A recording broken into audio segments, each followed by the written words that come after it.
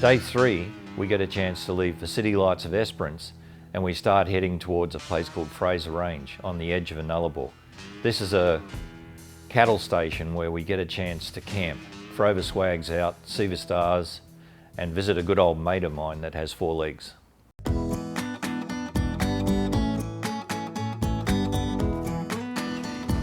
Love it, you love it. So it doesn't matter if you love it.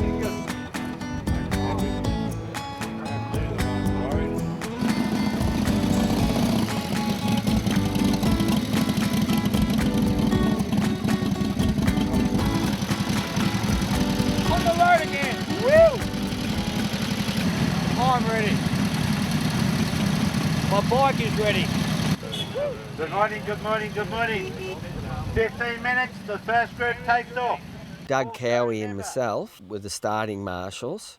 Every morning we would set up the start gate, set up the Indian Pacific Cannonball flags, the water table with the Shannon's insurance company's flags. They supplied all the water for us, and we get the bikes sorted out into their separate groups, and we would let them off at their allotted time. Also remember, Ranger Station, the gate will not be open till 1:30, so don't be there beforehand.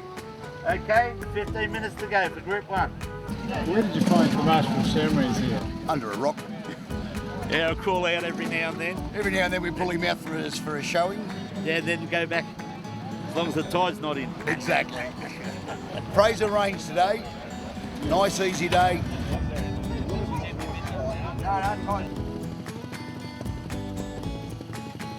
I think it was Esperance, and I was having trouble with the carburettor.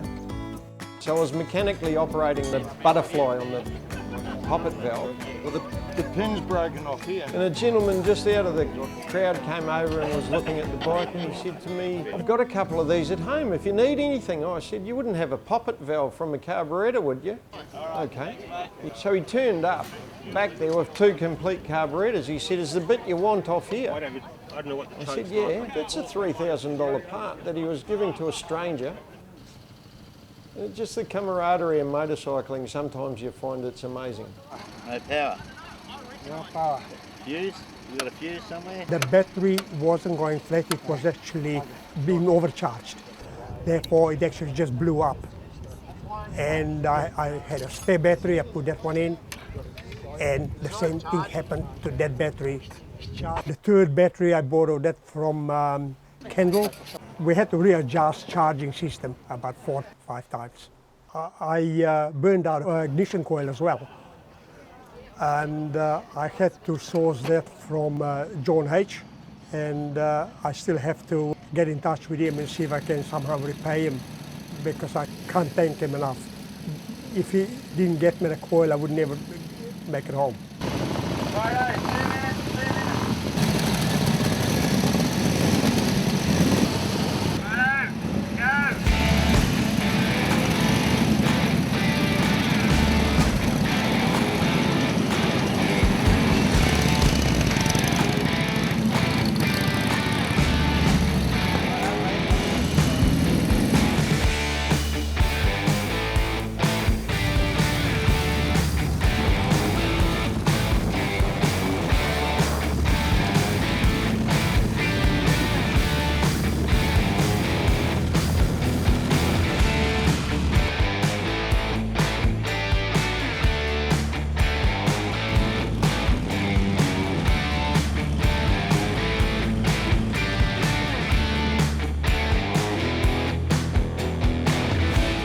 Doing the recce, we did it the other way, and we did it in a few different visits because of COVID.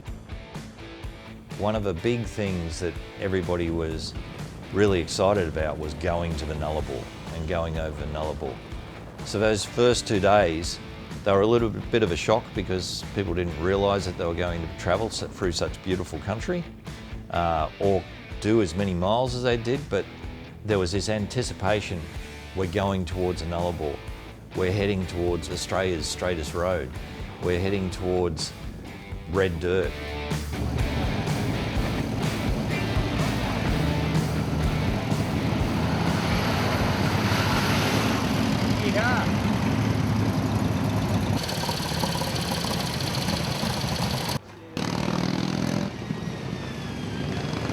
Not that I know much about bikes, but I know when there's no power.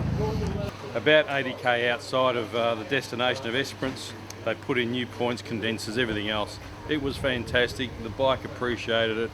It almost said, thanks for giving me the legs back, and we whipped into Esperance.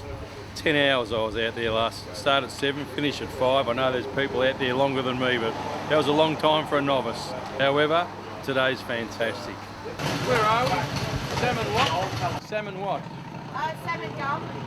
Salmon gum. Salmon gum, I think. Gum tree. Not Salmon Springs. Every time the group pulled up at a town, the locals would say, oh, what's going on? And we would tell them a very big story about, we're doing a charity run for the Royal Flying Doctors and we're doing it on old motorcycles. The idea of picking up what we would call as a rattle can, that started early in the trip. For any of the general public who'd like to donate to the RFDS, we've got the rattle can. Team 42, Cowboys the go. Now, initially all our group thought it was like a swear jar. They would just come up to me and put, oh, Cowboy, here's $20 for the can. And I would say, is that for something you've done or something you're going to do? Everybody else within the group got better at telling the story, particularly one of the guys from Victoria, Gunner. He was a great mechanic and a help fixer. He was coming up every morning with $20, $30, $50. I said, what's that for? He said, oh, some old lady. We're in the survey, and the lady goes, what are you all doing? And we told her what we're doing, and then she gave me $20 for the Royal Flying Doctor Service. So even when you break down and you're in a survey, you still managed to collect a donation. It was just great, it was gold, eh? And the people were able to donate in kind and cash, and in good faith, they would pass it on, we would put it in the rattle can.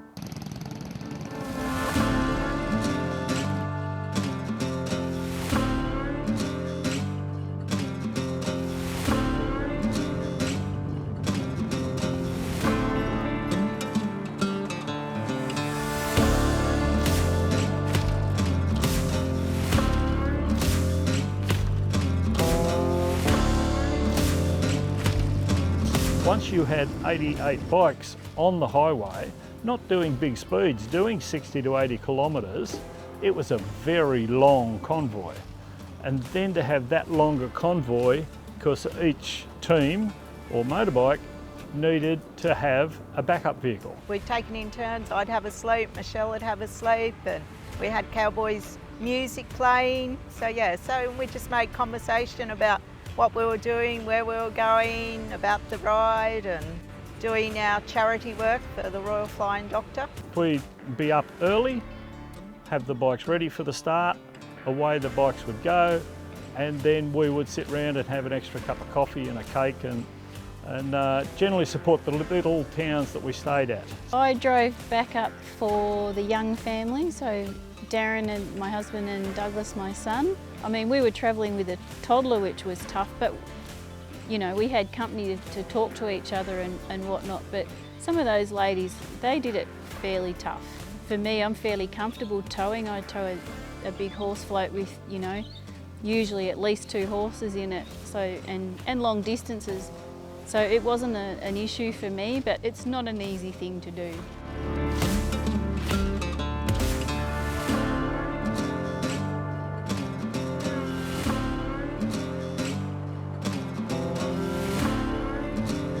We needed to have a stop somewhere in this Norseman area. And I previously knew about Fraser Range, but because of COVID it had closed and they weren't planning to reopen. Being a working cattle property, Fraser Range needs a gate to be closed. We've got about 5 minutes to go through. For 2 reasons. One, so that stray animals can't wander out, obviously, and onto the road, or you could lose one of your animals. But also because this property has had in the past some tourist element to it. If the gate's open, other people will just drive in, just wondering if they can stay.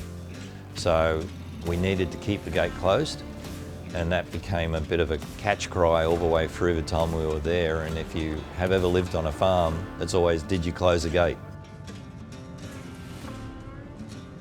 Stage 3 today to Fraser Range saw the actual first 5 riders unchanged, with 64 riders still competing with 38 on 4 points.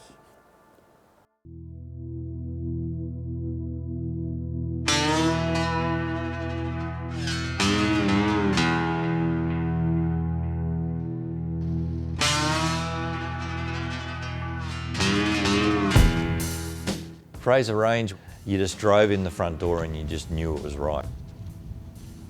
We had a combination of different types of accommodation on the trip. Where we were able to, we stayed at nice hotels, but there aren't that many all the way across Australia, and the distances are such that there are a couple of locations where you're going to have to swag it.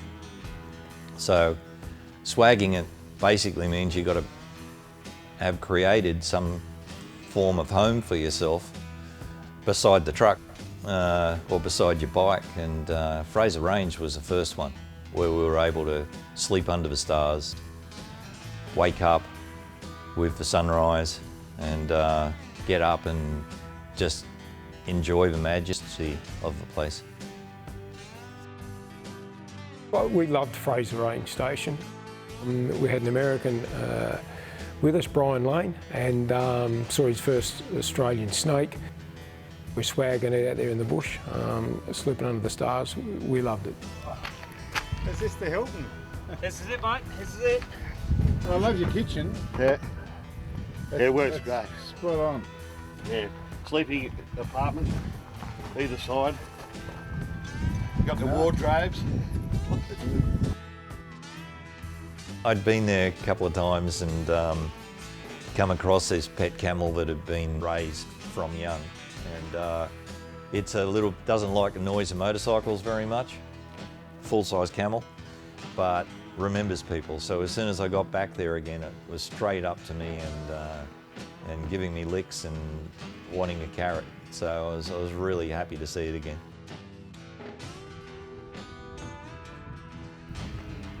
Can it, isn't it? Yeah, no, that's a shovel at that one. That's late model.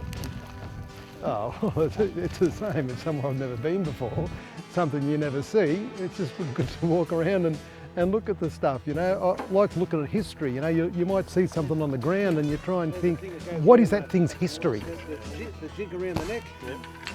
Yet alone the place where it's at. What about the people who put it there? That's what intrigues me.